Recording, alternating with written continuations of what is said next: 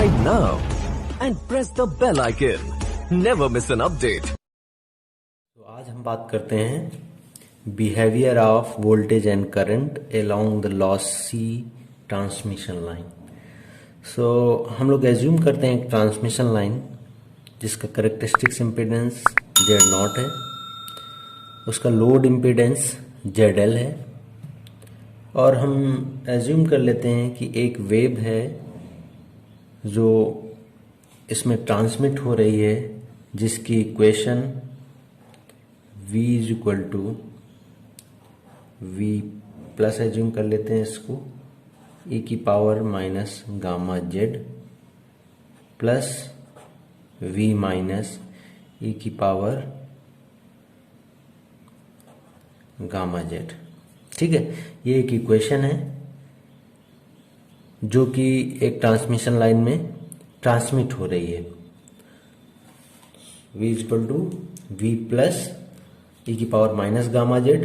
ये टर्म ये डिसाइड कर रहा है कि एक वेव प्लस जेड डायरेक्शन में इंसिडेंट की गई है और V प्लस उसका एम्पलीट्यूड है। सिमिलरली दूसरा टर्म इसका ये इंडिकेट कर रहा है कि एक वेव यहाँ से ट्रांसमिट की गई थी, बट ड्यू टू मिसमैचिंग, यहाँ पे अगर मिसमैचिंग होती है लोड टर्मिनल में या आउटपुट टर्मिनल में, तो मिसमैचिंग की वजह से जो भी वेव यहाँ से ट्रेवल कर रही थी वो प्रॉपर मैचिंग ना होने के कारण वापस कुछ रिफ्लेक्ट होती है।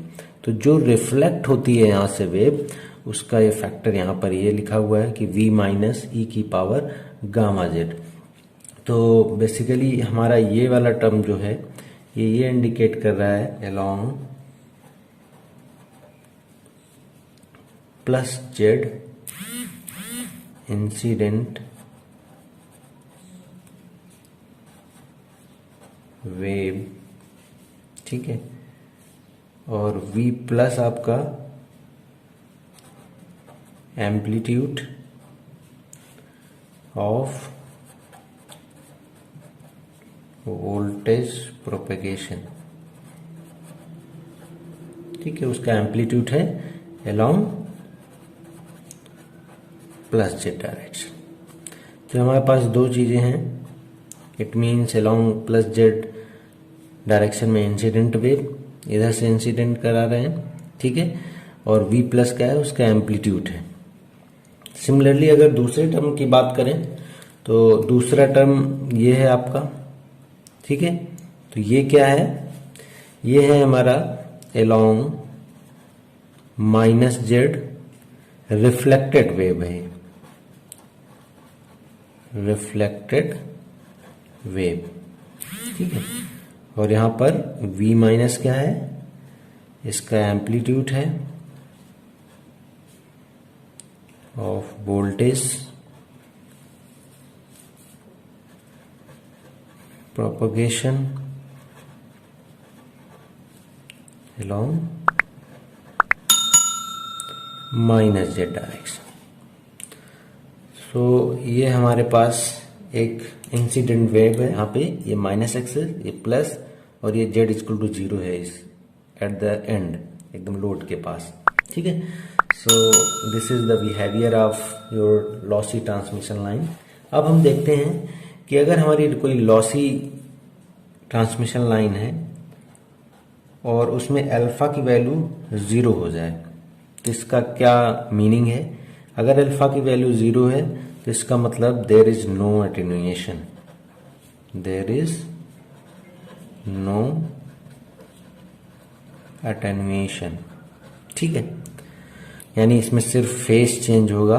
अगर अल्फा की वैल्यू 0 है तो देयर इज नो एटेन्यूएशन, उसमें सिर्फ फेस चेंज होगा और करंट तथा वोल्टेज का मैग्नीट्यूड ऑलवेज सेम रहेगा, सिर्फ फेस का चेंज होगा। अगर दूसरी बात कर दें कि अगर इसमें बीटा इक्वल टू 0 हो जाए, इसका क्या मतलब है, इसका मतलब है देयर इज नो प्रोपेगेशन। ठीक है, there is no propagation and entire wave is attenuated. इसमें किसी भी प्रकार का प्रोपेगेशन नहीं होगा, सारी की सारी वेव एटेन्यूएट हो जाएगी। सो ये दो इसके पॉइंट निकल कर आ रहे हैं यहाँ पर कि जो अल्फा होता है इसको हम किस में मेजर करते हैं, इसको हम बेसिकली नेपियर इसकी यूनिट है और इसी में मेजर करते हैं नेपियर पर मीटर। अगर कभी कभी इसको डीबी में अगर मेजर करना है तो यहाँ पर 1 नेपियर इक्वल टू होता है 8.686 डीबी। इसमें मेजर कर लेते हैं। बीटा की बात करें अगर तो बीटा को हम लोग फेज कांस्टेंट बोलते हैं और इसको रेडियन पर मीटर में मेजर करते हैं। सो this is the behaviour of transmission line. अब देखते हैं कि हम लोग स्टैंडिंग वेव रेशियो कैसे फाइंड आउट करते हैं। उसके लिए हम ये देखेंगे कि स्टैंडिंग वेव कैसे जनरेट होती है। हमारी वही ट्रांसमिशन लाइन है जिसका कैरेक्टरिस्टिक में जेड नॉट लोड यहाँ पर है और इसमें एल लेंथ पर यहाँ पर सोर्स कनेक्ट किया गया है, यानी ये minus z equal to L, z equal to 0 point ये है। ये हमारा लोड एंड है और ये हमारा सोर्स एंड है। इट मीन्स यहाँ से वेव इंसिडेंट की गई होगी due to mismatching of load, यानी जो भी हम आउटपुट में इम्पिडेंस इसमें कनेक्ट कर रहे होंगे, लगा रहे होंगे, अगर उसमें मिसमैचिंग होती है तो ये वेव यहाँ से जाएगी और यहाँ से रिफ्लेक्ट होगी। आफ्टर रिफ्लेक्शन क्या होगा, इसमें स्टैंडिंग वेव पैटर्न बनेगा और वो स्टैंडिंग वेव पैटर्न हम लोग देखते हैं कैसे बनेगा। सो सिंपल हमारे पास स्टैंडिंग वेव पैटर्न बनेगा कुछ ऐसा,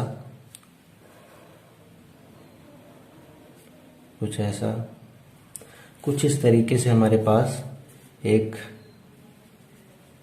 स्टैंडिंग वेव पैटर्न बनेगा और ये आगे तक सो ऑन। सो इसमें हम लोग देख सकते हैं कि अगर इंसिडेंट वेव के बाद due to mismatching of load impedance यहाँ से कोई वेव ट्रेवल करेगी, यहाँ पे अगर मैच नहीं करी तो पूरी आउटपुट में हमें नहीं प्राप्त होगी, वो क्या होगी, कुछ ना कुछ रिफ्लेक्ट होगी। तो ड्यू टू रिफ्लेक्शन यहाँ पर एक स्टैंडिंग वेव पैटर्न बनता है, इस टाइप की वेव फॉर्म बनती है।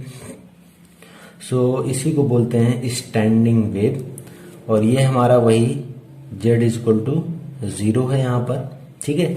और इनके बीच की जो डिस्टेंस होती है, दो मिनिमा के बीच की अगर डिस्टेंस देखें तो ये λ/2 होती है यहाँ पर। इसी तरीके से दो मैक्सिमा के बीच की भी डिस्टेंस λ/2 होती है, यहाँ पर ये λ/2 होती है। तो this is your standing wave pattern. So with the help of this standing wave pattern हम लोग कैलकुलेट करेंगे अपने आगे की कैलकुलेशन। तो यहाँ पर केस फर्स्ट हम ले लेते हैं। केस फर्स्ट, अगर हम देखें कि ZL is not equal to Z0, इसका ये मतलब हुआ कि जो यहाँ पर इनपुट इम्पिडेंस है, कैरेक्टरिस्टिक्स इम्पिडेंस है, वो हमारे लोड इम्पिडेंस से मैच नहीं करता है। तो क्या होगा इसमें, ठीक है। This is very important for objective point of view. तो सबसे फर्स्ट पॉइंट हम देखें अगर इसमें, तो ड्यू टू मिसमैचिंग इसमें क्या होगी, maximum power is not transfer to the load. अगर ये मिसमैचिंग नहीं होगी तो जो भी वेव जाएगी वो हमें मैक्सिमम आउटपुट नहीं मिल पाएगा।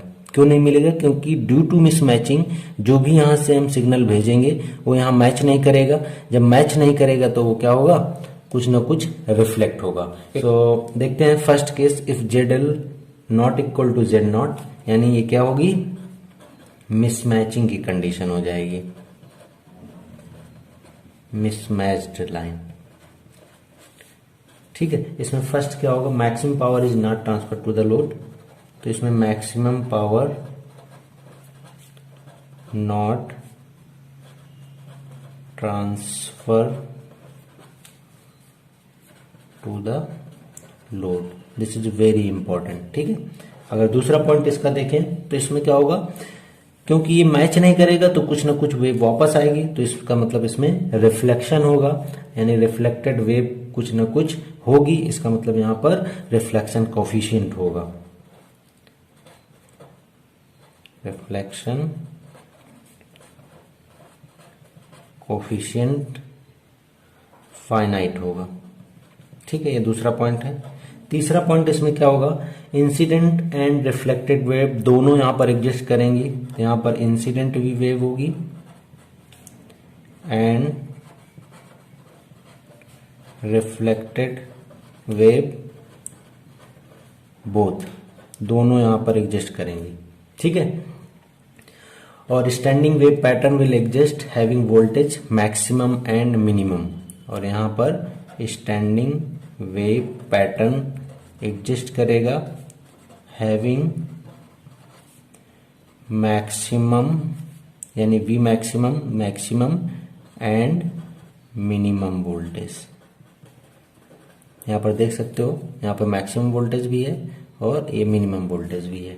ठीक है, so this is your first case when ZL not equal to Z0, then this is known as mismatched line, और इसमें ये कैरेक्टरिस्टिक्स होंगी। ठीक है, और पांचवा पॉइंट देख लेते हैं। मिसमैच्ड लाइन के लिए जो VSWR जिसको हम S से रिप्रेजेंट करते हैं, उसकी जो रेंज होगी वो less than equal to infinity से ग्रेटर देन इक्वल टू 1 होगी। This is your mismatched line. अब बात करते हैं सेकंड केस की, कि अगर ZL is equal to Z0 हो जाए, मींस जो भी यहाँ पर इम्पीडेंस है वो हमारे लोड इम्पीडेंस के इक्वल हो जाए, तो जो भी हम इसमें वेव इंसिडेंट करेंगे ड्यू टू मैचिंग हमें क्या होगी, आउटपुट में प्राप्त होगी, यानी वहां रिफ्लेक्शन नहीं होगा। रिफ्लेक्शन नहीं होगा तो रिफ्लेक्शन कोएफिशिएंट 0 हो जाएगा। सो यहां पर हम देखते हैं कि maximum power transfer to the load, this is very important for objective point of view. ठीक है, no reflected wave, therefore reflection coefficient यहां क्या हो जाएगा, रिफ्लेक्शन कोएफिशिएंट यहां पर 0 हो जाएगा। ठीक है, और there is no formation of reflected voltage, so that voltage along the line is uniform and therefore V maximum is equal to V minimum, यानी इसमें कोई भी स्टैंडिंग वेव पैटर्न नहीं जनरेट होगा, क्योंकि यहां पर कोई भी वेव रिफ्लेक्ट नहीं होगी। तो जो वी मैक्सिमम होगा वही उसका वी मिनिमम होगा, इसमें स्टैंडिंग वेव पैटर्न नहीं दिखेगा। ठीक है, फोर्थ की केस की बात कर लें तो इसमें जो VSWR यानी S की जो वैल्यू है वो यूनिटी होगी। ठीक है, so this is your matched line. इसमें मैक्सिमम पावर ट्रांसफर हो जाएगी आउटपुट में, यहाँ पर रिफ्लेक्शन नहीं होगा तो रिफ्लेक्शन कोएफिशिएंट 0 हो जाएगा। ठीक है, और यहाँ पर there is no formation of reflected voltage, कोई रिफ्लेक्टेड वोल्टेज नहीं होगा या कोई रिफ्लेक्टेड वेव नहीं होगी, तो यहाँ पर जो वी मैक्सिमम होगा वही वी मिनिमम हो जाएगा। ठीक है, so this is your matched line. अब हम